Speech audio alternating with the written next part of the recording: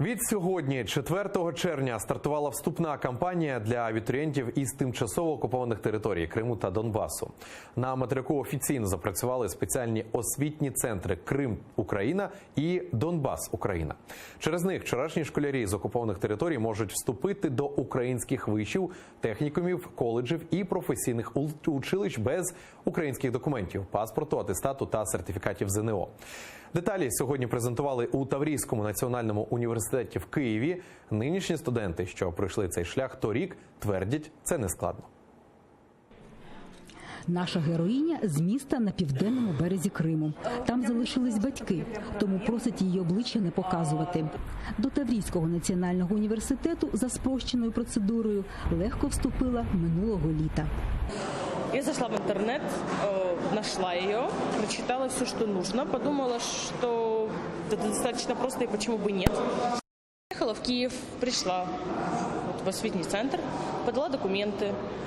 Мне сказали, там, когда приходить на экзамены. Вот, в принципе, процедура не заняла много времени. Там я больше гуляла, чем вот. Нині студентка твердить, обирати було з чого. Адже для абітурієнтів Криму відкрито 35 освітніх центрів «Крим-Україна», стільки ж закладів «Донбас-Україна». Завдяки центрам безкоштовно навчатись можна саме в тих освітніх установах, при яких працюють ці центри. Для вступу на бюджет до вишів документи приймаються до 20 липня. А от екзамени кримчани мають здати до 23 липня, а абітурієнти з окупованого Донбасу – до 26-го. Здаються лише українська мова та історія України і профільний предмет.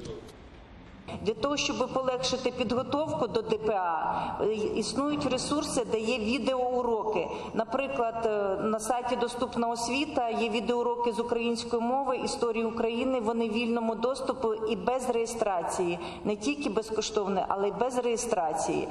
Абітурієнти, які самостійно готувались до іспитів з мови та історії і здавали повноцінне ЗНО для навчання в інших вишах, але отримали невдалі бали, можуть перездати екзамен у освітніх центрах і таки навчатись безкоштовно у одному із 35 вище зазначених вишів. Ті, хто не встиг подати документи на безкоштовну освіту, можуть подаватись на контракт до серпня. Їх восени переведуть на бюджет. Всі документи, що подають абітурієнти, та їх дані при вступі повністю втаємничені.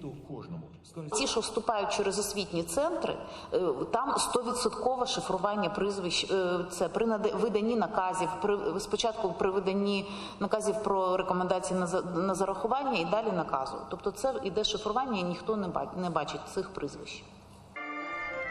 Для студентів, що вступають до технікумів і коледжів після 9 класу, термін для здачі документів коротший – до 14 липня, а іспити – до 22-го.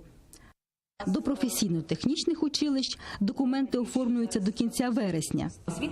Цікавість до навчання в Україні у дітей з окупованих територій зростає, твердять фахівці. Адже дипломи, видані у закладах на окупованих територіях, не визнаються ні в Україні, ні в світі. Вікторія Бойко, Максим Кондратенко, Заман, АТР.